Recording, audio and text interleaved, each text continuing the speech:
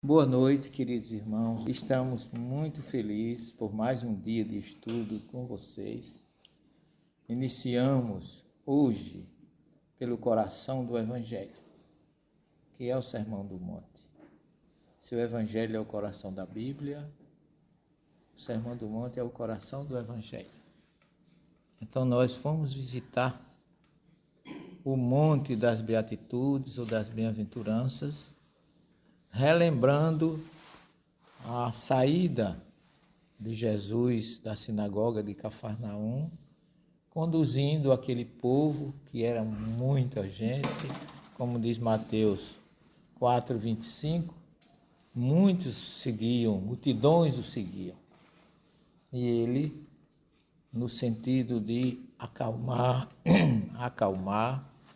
refrigerar os corações daqueles que o seguiam pela angústia, pela dor, pela doença, pela discriminação, por tudo aquilo que eles enfrentavam de preconceitos naquela época. Jesus se dedica a confortá-lo e, ao mesmo tempo, nessa sua misericórdia de levar luz e paz para aquelas pessoas, ele acaba deixando um legado maravilhoso. 3 capítulos, 5, 6 e 7, no Evangelho de Mateus, que constitui o maior legado, o maior discurso, o maior sermão de todos os tempos que se tem notícia no planeta Terra. Acho que ali Jesus deixou uma herança maravilhosa, não para nós do Brasil, não para nós que estamos aqui, mas para todos os habitantes do planeta Terra. Por onde chegar, por onde ecoar esse verdadeiro hino espiritual, a luz, a paz, a harmonia atingirá as pessoas. E foi para nós uma experiência, assim, riquíssima, porque tivemos a felicidade de subir aquele monte, de desembarcar do nosso ônibus e sempre é um local específico que tem ali logo de frente, do lado da igreja, onde a gente se reúne e ali nós refletimos, ali nós relembramos a misericórdia de Jesus, as suas promessas de conforto, de consolo, com as bem-aventuranças prometidas como vitória nossa no futuro, se não desistirmos, se tivermos esperança, se tivermos confiança na sua promessa. E ali, quando a gente tem, vocês agora já podem, a partir de agora, ao lerem ou ouvirem o Sermão do Monte, uma lembrança que vocês viram durante o momento que estávamos ali, o mar da Galileia, enviando aquela brisa fresca nos nossos rostos, nas nossas faces, e que a partir de hoje terá um novo sabor, um novo canto, uma nova música na mente e no coração de todos nós, ao relembrarmos como Jesus foi misericordioso com suas promessas, anunciando para nós que nós somos importantes para Deus em qualquer situação, não devemos desistir. Nós somos sal da terra e luz do mundo. Então vocês são importantes para Deus. E ele começa a nos ensinar uma ótica, ou seja, um cântico diferente daquele que se conhece através da primeira revelação do olho por olho, dente por dente. Ele mostra uma conduta de perdão, de amor, de misericórdia para com todos aqueles que nos cercam. Saímos felizes do local, apresentamos ao grupo lá de cima uma visão de Cafarnaum, que nós tivemos lá ainda, mas a visão que você tem de Cafarnaum é como se fora uma continuação natural do que Jesus fez ali, ou iniciou, ou implantou o seu evangelho na casa de Pedro, que na verdade a casa de Pedro era só, digamos assim, um suporte. Ele não ficou na casa de Pedro, ele se hospedava à noite e assim mesmo a casa de Pedro passou a ser também reduto de busca e de procura das pessoas, como o paralítico de Cafarnaum, que foi colocado por cima da casa. Então, nós podemos, lá de cima, contemplar o mar, a extensão do monte, porque Jesus não ficou lá em cima, na coroa do monte, ele ficou do meio para baixo e fez com que as pessoas subissem, ele ficasse entre o mar e a multidão, porque o vento foi o seu microfone, foi o seu elemento de difusão para que ninguém perdesse aquilo que ele queria transmitir, como ele fazia quando entrava nos barcos dentro do mar da Galileia. Então, antes de qualquer tecnologia, há 2000 anos atrás, Jesus já tinha conhecimento de como é que o som se propaga no vento e utilizou dessa técnica, né, física da acústica para semear o bem e a paz entre aqueles que o ouviam naquele momento. Eu fico pensando, depois desse discurso, né, diz o próprio Mateus que as pessoas ficaram admiradas. De onde lhe vem tanto conhecimento? Porque ele termina dizendo que a gente, depois de tudo que a gente ouviu, a gente fosse prudente, aquele povo fosse prudente, como ele disse para os discípulos, simples como as pombas, prudente como a serpente. E que a gente não fosse como aqueles que constroem sua casa sobre a areia, mas construir sobre a rocha.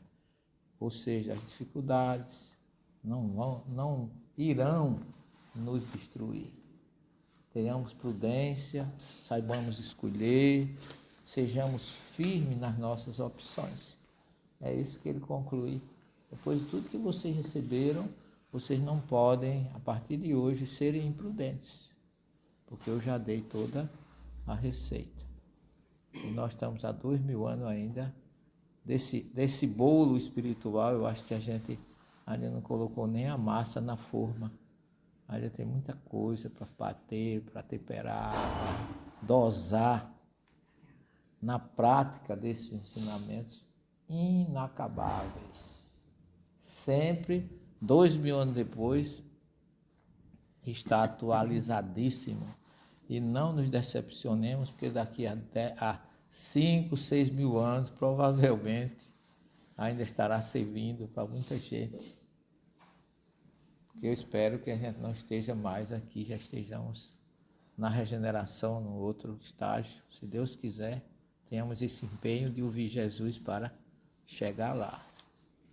Quando descemos o monte, nós subimos então o inverso para Cesareia de Filipe. Lá nos pés do Monte Hermon, um monte que tem gelo, neve, até hoje Ofra enviou, na nascente do Rio Jordão, aonde fomos relembrar o primeiro recado de Jesus através de Pedro, de que ele é o Messias, que ele veio para nos trazer conforto, consolo e proteção, porque o papel do Messias é de ser redentor. Redentor é aquele que liberta, é aquele que mostra o caminho para onde a gente deve caminhar, acreditando que ele está conosco. Então, a maioria das pessoas entende Jesus mais como Salvador, no sentido que ele salva graciosamente.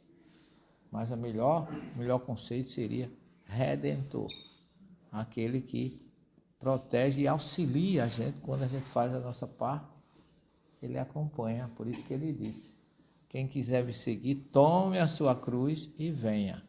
Ou seja, eu não vou carregar a sua cruz, ela é sua. Você vai vir com as suas dificuldades. O que eu vou fazer? Lhe confortar, lhe acalmar, pedir a você que não se apavore, respire fundo e vá em frente. Esse é o papel dele. Não veio para aqui para carregar a minha cruz, a cruz de vocês, a cruz de ninguém. Veio para orientar que o peso da cruz não seja tão forte e tão arrasador em nossas vidas, que a gente seja muito maior do que ela.